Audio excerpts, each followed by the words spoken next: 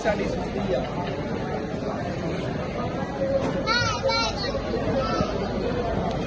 ਕੀ ਨਾਮ ਹੈ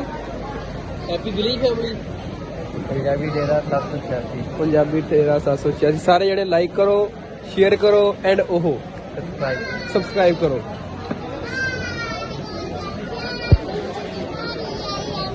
ਇੰਡੀਆ ਦਾ ਵੱਡਾ ਕਰਦਾ ਮੈਂ ਕਿਹਾ ਤੁਹਾਨੂੰ ਪਤਾ ਲੱਗੇ